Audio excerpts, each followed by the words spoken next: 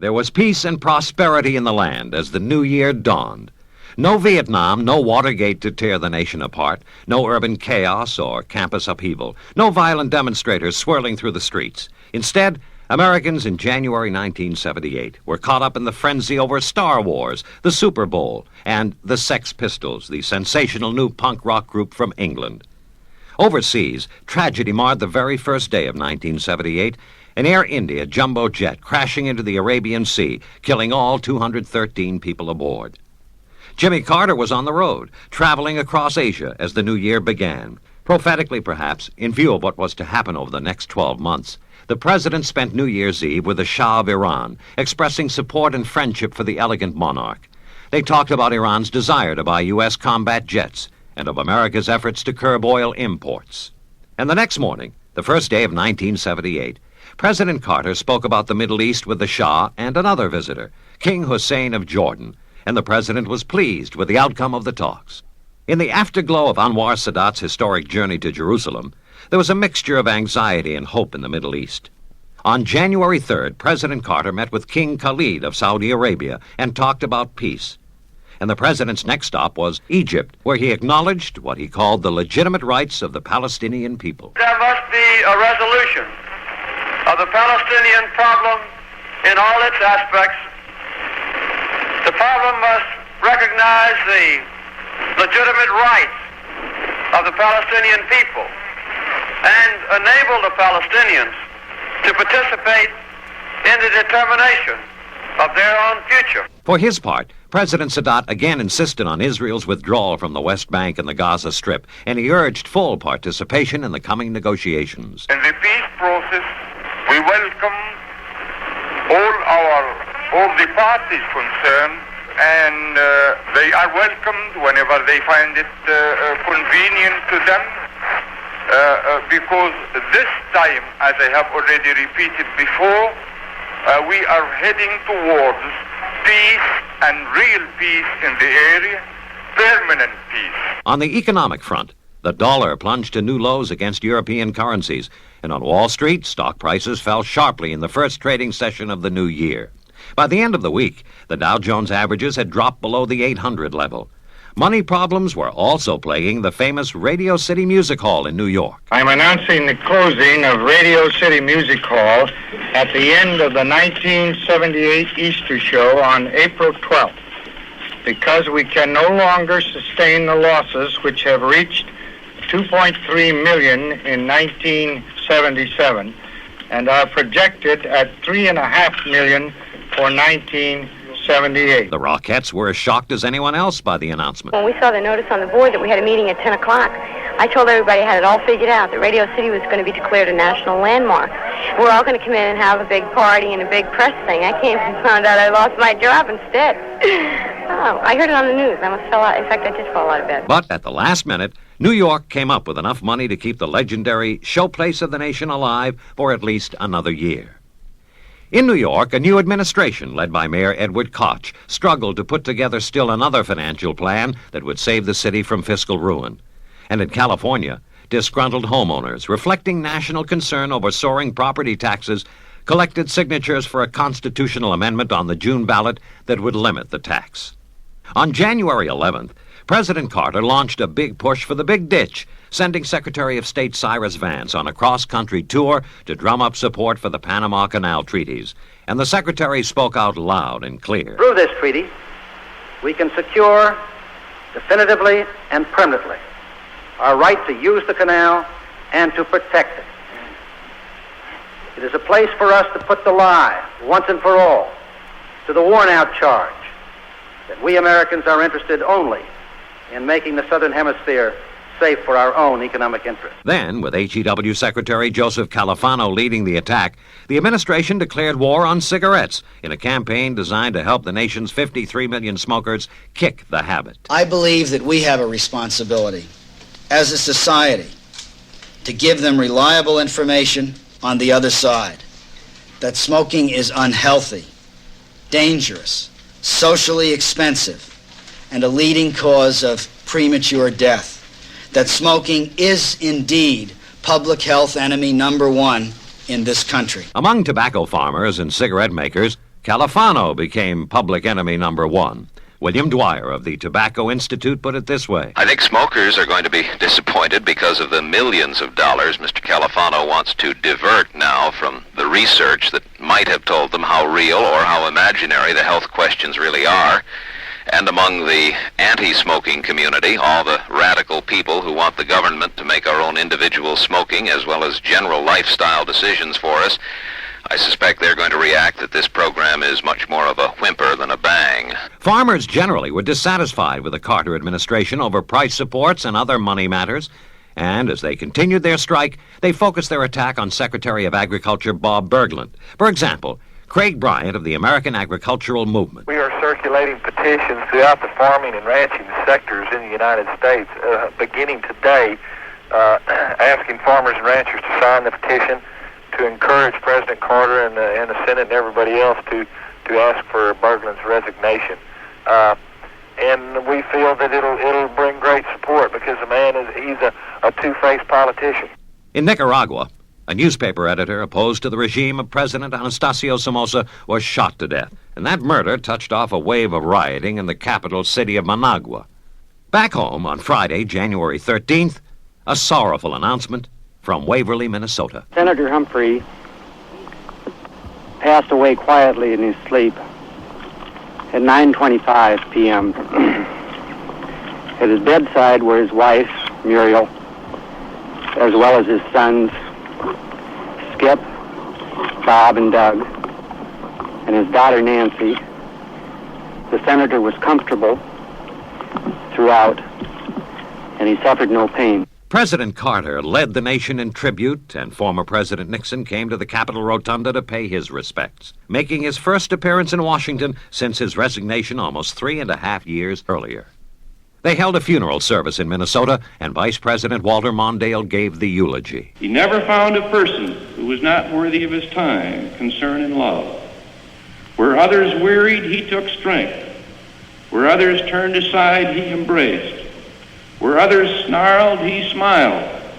Where others spoke in bitterness, he spoke in love. A few days later, on January 19th, President Carter went before a joint session of Congress to deliver his first State of the Union address. Militarily, politically, economically, and in spirit, the state of our Union is sound. He promised to cut taxes, insisted wage and price controls were not the way to stop inflation, and said his major goals for the year were a strong energy bill, a coordinated economic program, and Senate ratification of the Panama Canal treaties. House Majority Leader Jim Wright of Texas praised the speech and promised action on the president's program. By the end of this session, we will have addressed ourselves in a realistic way to welfare reform, to an attack on inflation, to the problems of the cities, and to the festering problems of American agriculture. I look forward to a very productive session. But Republican Senator Barry Goldwater recalled that when he gave a speech like that in 1964, he got the heck beat out of him in the presidential election. The speech drew fire from other quarters. Businessmen warned that a bigger tax cut was necessary. Women complained that the president made no reference to the Equal Rights Amendment, and consumer advocate Ralph Nader expressed his dissatisfaction. He has given up on any bold new approaches to the many nagging problems of the nation, and he's accepted many of the policies that have been inherited from prior administrations to deal with the economy. After listening to the speech, I asked myself whether this could have been given by Gerald Ford, and with a few exceptions, it could have. And I think this reflects how the presidency is being homogenized these days into a kind of sameness, whether Republicans or Democrats occupy that post. The president probably regained his standing with the women a little later on, when First Lady Rosalynn Carter went out stumping for the E.R.A. I don't think this is any different from the other movements that we've been through: women's suffrage, civil rights, everything that we that is important, like that we gradually work into. There's always opposition. There's always stories about how the world's going to come to end if women can vote. The world's going to come to end if the Civil Rights Amendment passes. Those things don't happen. I think it's exactly the same thing with the Equal Rights Amendment. Meanwhile, 6 young women expanded their horizons, training to become astronauts in the nation's space program. One of them, Dr. Judy Resnick, explained why. My qualifications were as good or better than what they were looking for. They were interested in, especially in recruiting women in engineering and science, who had some interest in being mission specialist, which is what I will be. It's sort of a generalist type of position where you know a lot about a number of things, where you don't have to specialize in anything in particular, and I just thought it would be worth a try. And Muriel Humphrey, deciding it was worth a try, said she would accept her late husband's seat in the Senate. I am assured by my doctor that my health is excellent, and there is every reason that I can undertake these duties and discharge them in a vigorous manner. So I will return to Washington after a few brief days of rest to assume my duties. The Carter administration stirred up a storm of protest when Attorney General Griffin Bell fired David Marston as U.S. Attorney in Philadelphia. Marston, a Republican, was investigating charges against 2 Democratic congressmen at the time, and he left office in a rage. When the president takes a phone call from a congressman and says, yank that prosecutor out of there, I think, in effect, they've sent a signal out of Washington from the highest levels to crooked politicians, and that signal is, if you want to pull strings in Washington, you can do that. And the result is the prosecutor's going to get fired, and I think that it's really going to have a devastating effect for a long time to come. Severe weather ravaged most of the nation late in January. Wind, rain, and snow pounding the far west. The worst snowstorm of the decade took the Northeast by surprise, marooning millions in Boston, New York, Washington, and Pittsburgh. Next, a killer blizzard struck the Midwest. Truck driver James Truly spent nearly 6 days trapped in a snowdrift near Cleveland, and he lived to describe his ordeal. It was like hell. That's about what it was like. It was no picnic. The only food I had was snow. And you could tell anybody that don't like ice cream that they better learn to like it, because sometimes they might have to eat snow and enjoy it. Because I ate it for 6 days. But I just knew somebody would be there to find me.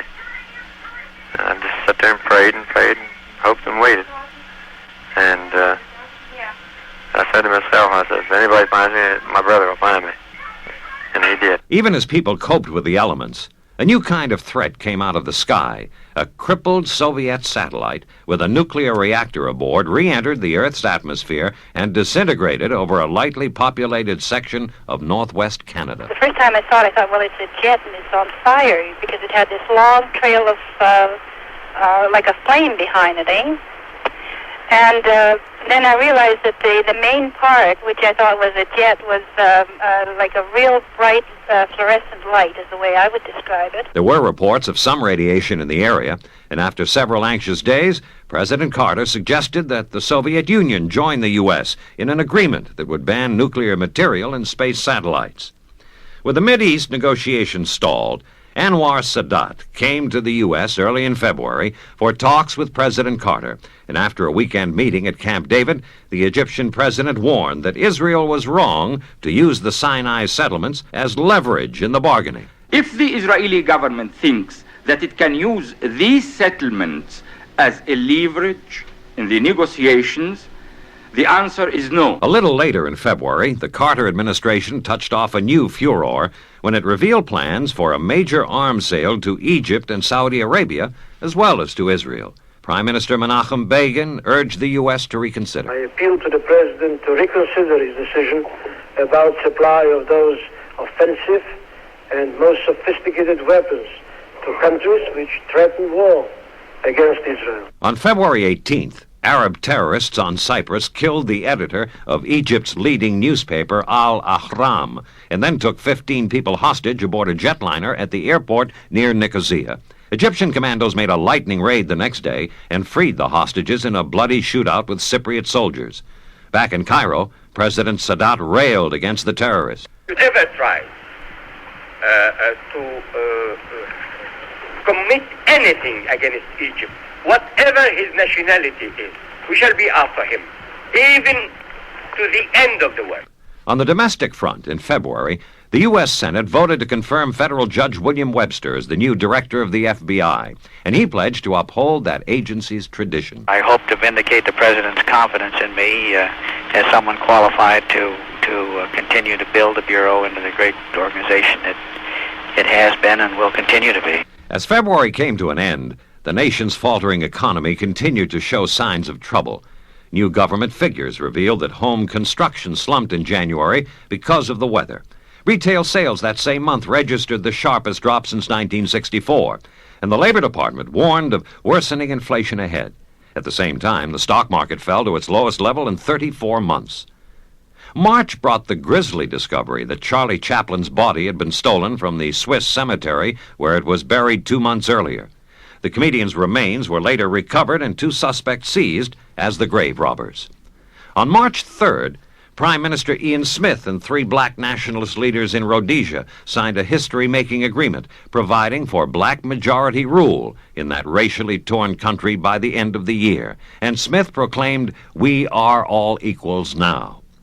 Back home in Lawrenceville, Georgia, where he was being tried on obscenity charges, Larry Flint, publisher of Hustler magazine, was gunned down on the street after having lunch in Van Pritt's restaurant. Mr. Flint and one of his attorneys, a local attorney, Mr. Gene Reeves, and 2 other men had just left our place and were on their way back to the courthouse. And two people in a silver-colored Camaro pulled up beside him and fired several shots into the group, hitting Mr. Flint and Mr. Reeves. Flint survived the attack, but was left paralyzed for life.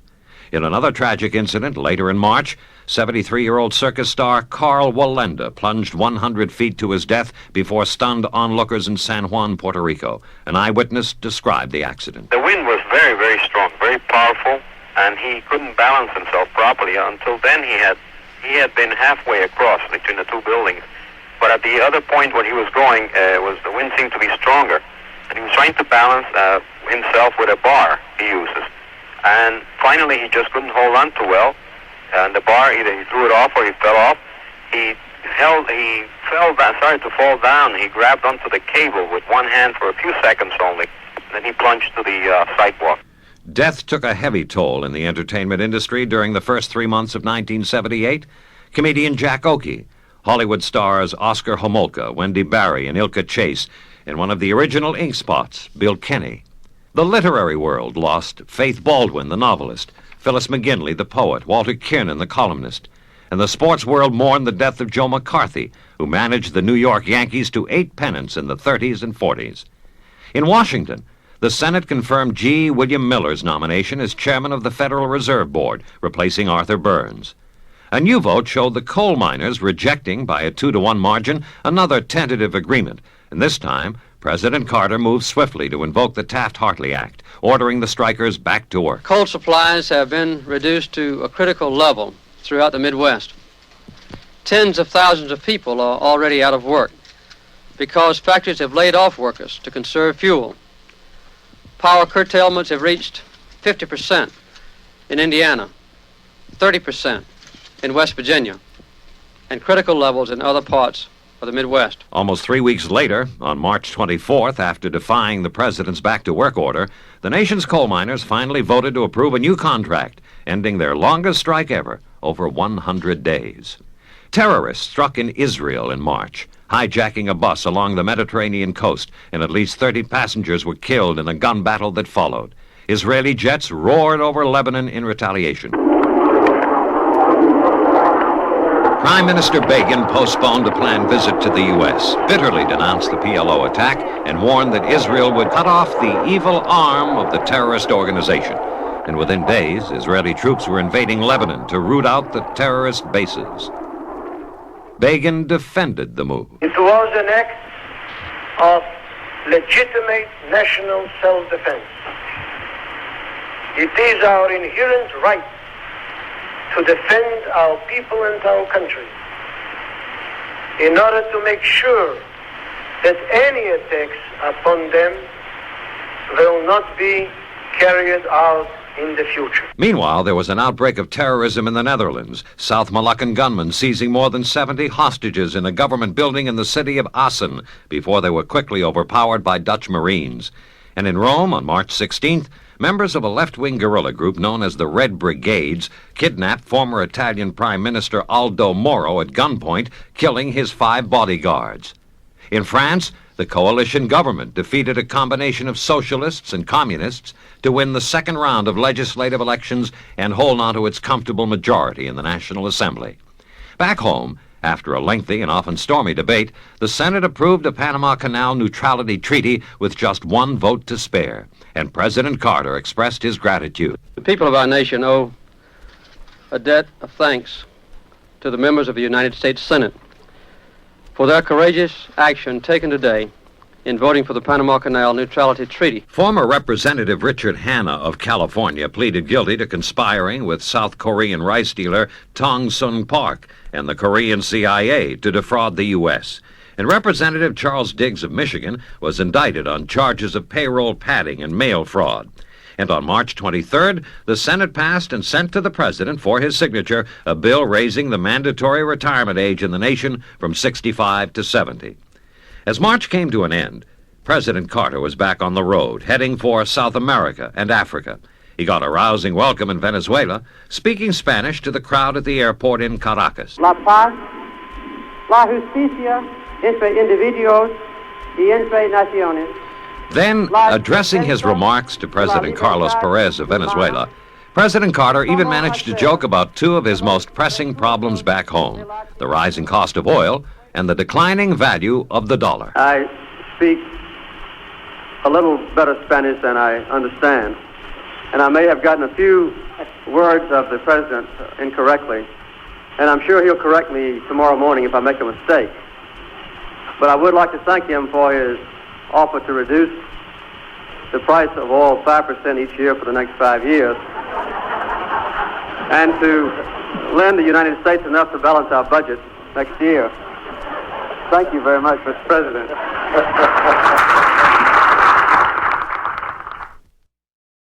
As April began, President Carter, continuing his tour of third world nations, assured the people in Nigeria that the United States was committed to a free and independent Africa. We share with you a commitment to an Africa that is at peace, an Africa free from colonialism, an Africa free from racism, an Africa free from military interference by outside nations. And he said the U.S. was moving as quickly as possible to convene a peace conference on Rhodesia.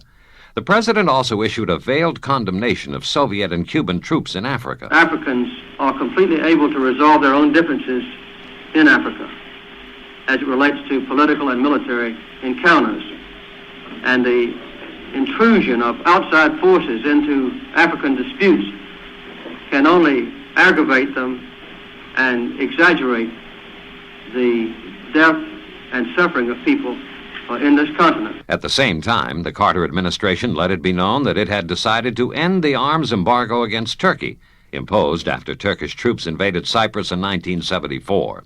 And after much deliberation, the president announced his decision not to produce the Neutron Bomb, in keeping with his stand on nuclear disarmament. Former President Gerald Ford was disappointed. The Neutron Bomb is developed for the purpose of a defensive weapon to meet the challenge of overwhelming numbers and military hardware on the side of the Soviet Union. It's a weapon developed for peace and the preservation of peace. And if the current administration, under President Carter, postpones or cancels that weapon system, I think it's a very serious mistake. Annie Hall was named Best Picture of the Year, and Diane Keaton, who played the title role, was named Best Actress and found herself at a loss for words. I was so surprised by the whole thing. You know, I mean, I don't know.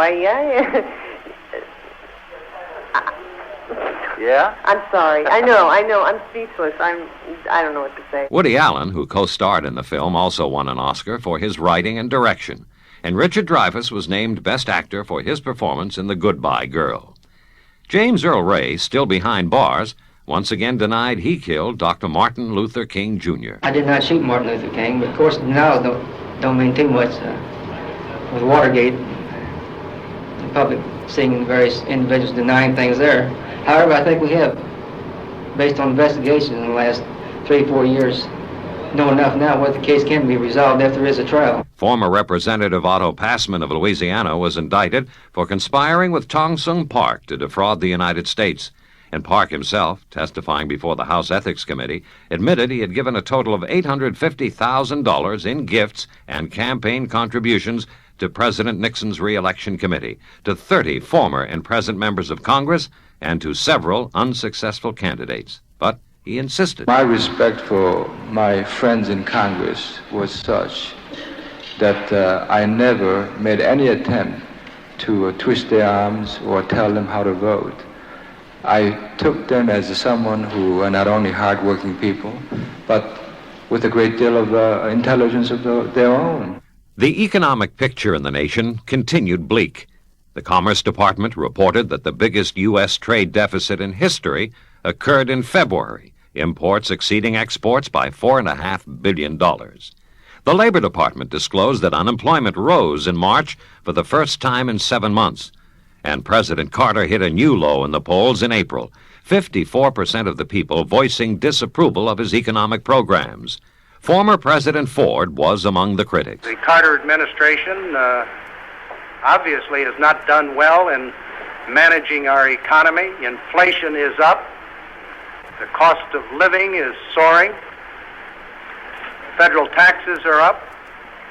Federal deficit is up, federal spending is up, the value of the dollar is down, the stock market is down. The Carter administration's economic program is in shambles. Carter responded with a call for sacrifice by all Americans in the fight against inflation. I expect industry and labor to keep price, wage, and salary increases significantly below the average rate for the last 2 years. Those who set medical fees, legal and other professional fees, college tuition rates, insurance premiums, and other service charges must also join in. This will not be easy, but the example of federal action must be matched. A day later, on April 13th, the House defeated the emergency farm bill, and a jubilant Carter said this showed that congressmen were cooperating in the fight against inflation. But striking farmers expressed their disapproval at a rally outside the Capitol. I think we got to go home and not plant nothing, and if our neighbors can't cut back, we're going to have to help them not plant nothing. That's what I think. I think we've got the most dishonest government in the world. People don't want any food. We were sold out by our congressmen. We were sold out from the congressmen from the farming districts. They lied to us. They sold us out. They told us that they were for us, and they voted for us, but they worked behind the scene to get the urban congressmen to vote against it. We were sold out and lied to. Elsewhere in Washington, L. Patrick Gray, one-time acting director of the FBI, and 2 other former executives of the agency were indicted on charges of conspiring to deprive Americans of their civil rights by ordering break-ins and searches without warrants. And J. Wallace LaPrade, chief of the FBI's New York office, was removed on similar charges. He was furious, claiming he was being made the scapegoat, and warned that the FBI was in danger of knuckling under to political control. A director of the FBI has to be alert to the pervasive threat of political domination and control of the FBI. 120 million people watched The Holocaust, NBC's emotional television series about the plight of the Jews in Nazi Germany. Also in April, Dr. Carl Sagan won a Pulitzer Prize for his novel The Dragons of Eden, and Donald Coburn won a Pulitzer for his play The Gin Game. At the UN, the highest-ranking Soviet official employed by the Secretariat, Arkady Shevchenko, defected and indicated he would not return to the Soviet Union. He gave up his job, and a month later, his wife, left behind in Moscow, killed herself with an overdose of sleeping pills.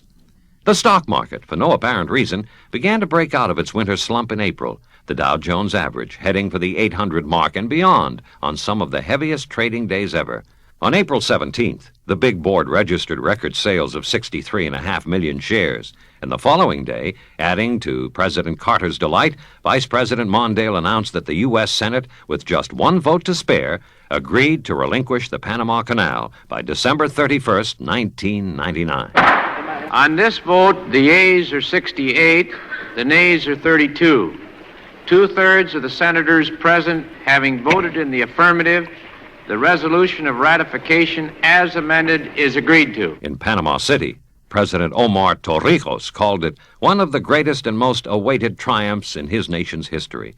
And in Washington, the Panamanian ambassador expressed his thanks. I'm especially grateful to the majority leader and the minority leader who have done a wonderful job in getting this treaty through. But not everything was going President Carter's way.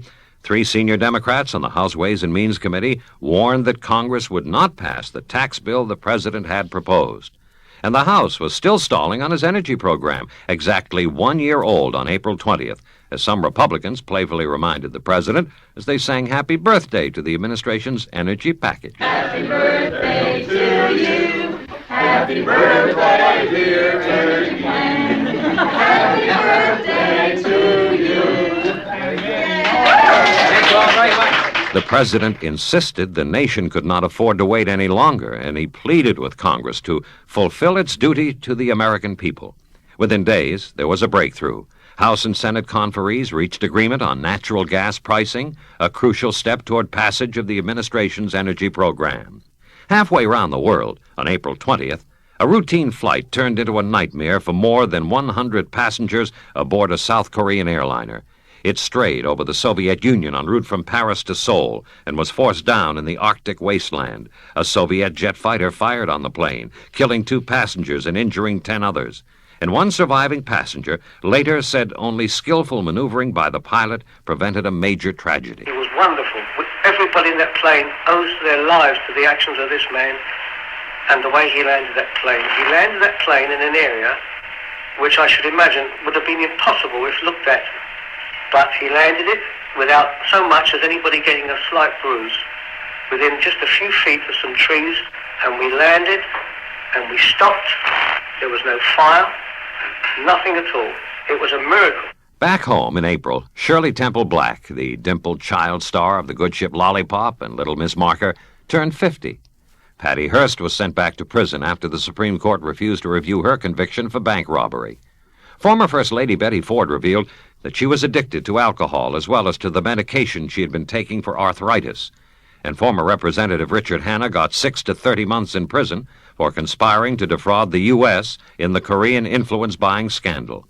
Hanna said he considered the judge's sentence fair. He's got to come down with a handling of a case like this that makes people feel, well, it can happen to a congressman just like it can happen to some poor black guy, you know. When they do something wrong, they go to prison. And I think that's strongly indicated, and I predicted to my law firm that that was precisely what he was going to do. General Lucius Clay, commander of U.S. forces in Europe during World War II, and the man who directed the Berlin airlift, died at 80. And other deaths in April included character actor Will Geer and Lard Daly, the man who campaigned for president as Uncle Sam.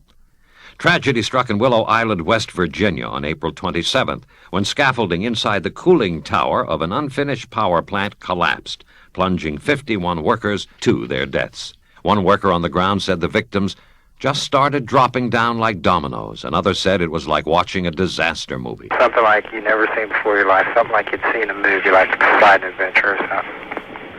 And it was just like these people fell 200 feet and they had steel and wood coming down on top of them. And it was just like cleaning up jelly. A federal investigation later revealed there had been previous warnings about the risky condition of the scaffolding, and the government said the fatal accident could have been avoided. John Ehrlichman was released from federal prison near the end of April after serving 18 months for his role in the Watergate affair. At about the same time, his ex-boss, Richard Nixon, was confessing in his memoirs that he took part in the cover-up and that he misled the public about his actions. In Afghanistan on April 27th, President Mohammed Daoud was killed and his government overthrown by a military coup. But the leader of the new communist-dominated regime insisted he had no intention of moving his country into the Soviet orbit. On May 3rd, Americans turned Wednesday into Sunday, with programs designed to increase our awareness of the sun's potential as a source of energy. Actor Robert Redford led the festivities at the United Nations. In the celebration of Sunday, all of us are bearing witness to an American tradition. That tradition is independence. In the form of meetings and statements, exhibits, and speeches all over the country, people are gathering together, like here today, to send a message to Washington and to local and state leaders. And that message is that solar energy works. Inflation was rising along with interest rates in May, but Jimmy Carter was stirring up other problems. In Los Angeles, speaking to the Bar Association, he attacked the nation's lawyers, charging that they had contributed heavily to unequal justice. And the next day, the president criticized the American Medical Association. I know that doctors care very seriously about their patients. But when you get doctors organized into the American Medical Association, and their interest is to protect the interests not of patients, but of doctors. And they've been the major obstacle to progress in our country in having a better health care system in years gone by. Gilbert Martin responded for the AMA. The President's comments are a disservice to the 200,000 physician and medical student members of the American Medical Association and are absolutely in contradiction to the distinguished record of service which the AMA has provided for society. The Fonz got married in New York City on May 5th, and bridegroom Henry Winkler, star of the TV show, had a message for his fans. I hope that they are as happy as we are. I hope that they also can make a commitment in their lives that is as sincere and as everlasting as this one. Living together is wonderful to find out if you're right, and you can never know totally if you're right. You must take the risk, but marriage is somehow that commitment is a statement of solidity in life. In England, the royal family announced that Princess Margaret would be divorced from the Earl of Snowdon, ending 2 years of formal separation and 18 years of marriage. And in Italy, on May 9th, 54 days after he was kidnapped by the Red Brigades, the bullet-riddled body of Aldo Moro was found in a car parked in the center of Rome. Only weeks earlier, begging for his life, the former prime minister had warned, "We are almost at the 0 hour. We are at the moment of slaughter." Now there was shock and sorrow, and Pope Paul condemned the murder as a barbarous killing, born out of hatred and in defiance of every human appeal. And at a memorial mass in St. Patrick's Cathedral, Terence Cardinal Cook prayed for an end to terrorism. In a special way, we pray today that God will protect all his people from terrorism, an evil which maims and kills innocent people. Terrorism has the potential to destroy the whole fabric of society. Aram Khachaturian, the composer, died in April, as did adman Raymond Rubicam, and William Lear, who invented and developed the Lear jet. David Berkowitz pleaded guilty in May to 6 brutal murders, affirming that he was the so-called Son of Sam, the notorious .44 caliber killer who terrorized New York City for a year. He later was given 25 years to life for each of the killings, but the mother of one of his young victims was bitter and suggested her own kind of justice. I'd love to get my nails into his eyes. I saw an animal. I saw an animal that killed my daughter, crippled a lot of kids, and deprived me of a daughter, and my daughter a sister. I'd give 10 years of my life to see him burn. In May, as Israel was celebrating 30 years of independence, the U.S. Senate, after months of bitter debate, upheld by a vote of 54 to 44 President Carter's controversial decision to sell fighter planes to Egypt, Saudi Arabia, and Israel.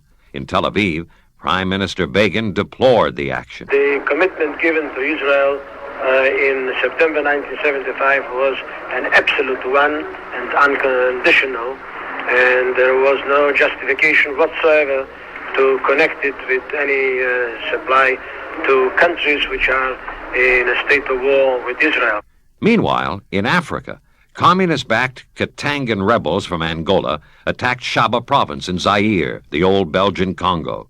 French and Belgian paratroopers rescued some 2,500 Europeans and Americans trapped in the combat zone, and survivors described the violence. They were just, I can't tell you that in English, I don't know. Ils canardaient partout. They were shooting everywhere. They were shooting everywhere. These folks seem like they just, I don't know what their idea was. They'd go up and down the streets in their vehicles, in their confiscated armored vehicles that they took from the Zaire army, and just shoot just unmercifully into homes, into the houses, and it just seemed like they just enjoyed doing that. I don't know why. Just Europeans had nothing against them, or they didn't do anything against them. The Carter administration charged that Fidel Castro had to bear heavy responsibility for the attack on Zaire, and the president also pointed an accusing finger at Russia. But Cuba and the Soviet Union both made strong denials and denounced the U.S. for making such allegations.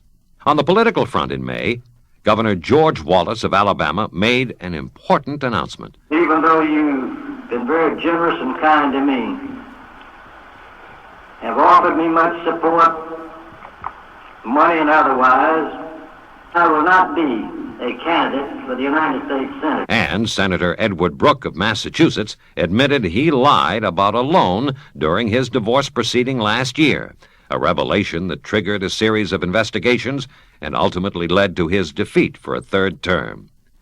On the boardwalk in Atlantic City, the first legal casino in the nation outside of Nevada opened for business over the Memorial Day weekend, and eager gamblers made a beeline for the resort city. All I want to do is get in and gamble. That's all I'm here for. I'm waiting to get to the back rack tables because that's where the money really is played, and that's what I want to do. I'm going to win.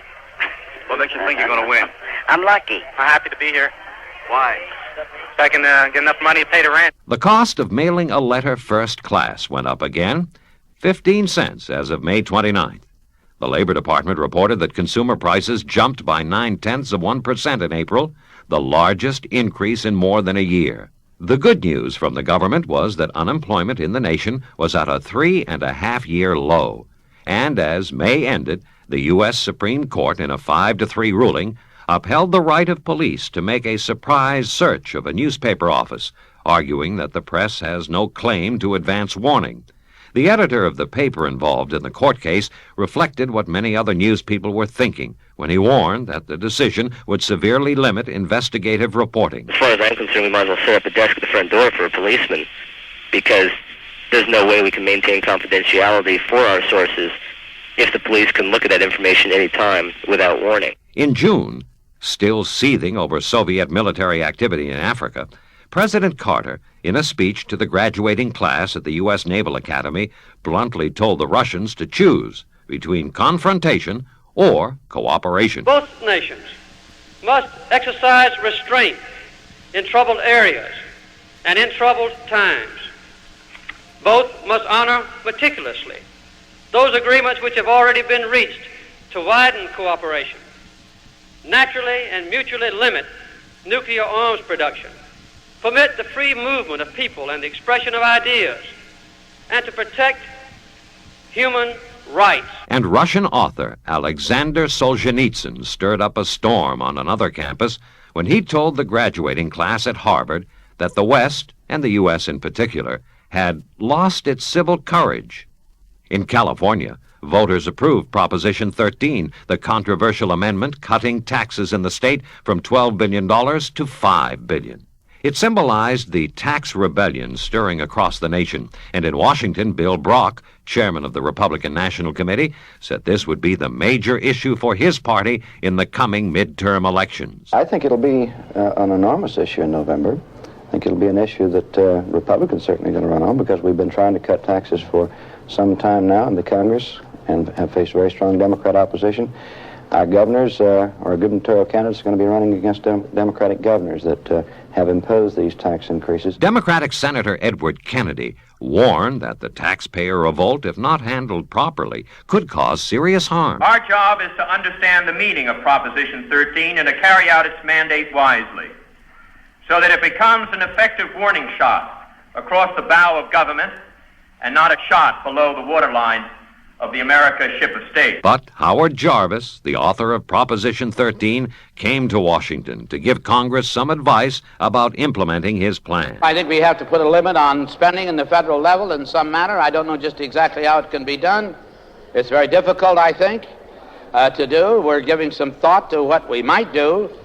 Some ideas are being considered. We haven't come to a conclusion as yet, because it's only 6 days since we got off the treadmill.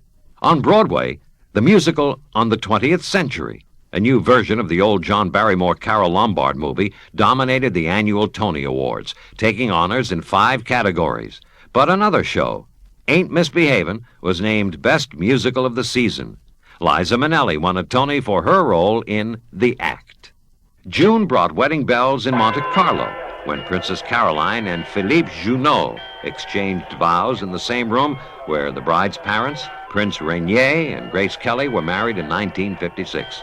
And in Jordan, King Hussein married a 26-year-old American, Lisa Halaby, and later proclaimed her his queen. In Lake Pomona, Kansas, tragedy struck on a Sunday afternoon in mid-June when a tornado roared out of the sky and overturned a paddle-wheel showboat. An eyewitness described the wreckage. The whippoorwill was upside down out in the middle of the lake, so I immediately got the biggest pontoon boat that we have to go out and take survivors from around or on or whatever, wherever they would be from the boat. Come out here, and there were many, many people standing on the bottom of the hull. She was absolutely upside down, floating out in the middle of the lake, and the bottom of the hull is flat. And after touching off a storm of emotional protest, the neo-Nazis called off their controversial and highly publicized planned march through the predominantly Jewish suburb of Skokie, Illinois. Nazi leader Frank Collin explained his strategy. We got all of our rights back, and they're not going to be able to take them away from us. And I promise, though, however, that if it looks like we're going to lose our rights again, that we will demonstrate at Skokie. I'll use that as a club over the system, so long as they continue efforts to try to ban us. As June came to a close, actor Bob Crane, who played the wisecracking colonel in television's Hogan's Heroes, was found beaten to death in Arizona. In Moscow, the Soviet government accused 2 American reporters of libel for stories that they had written about a dissident's alleged confession on a TV program. And on June 28th, after a long wait, the U.S. Supreme Court handed down its ruling in the Bakke case.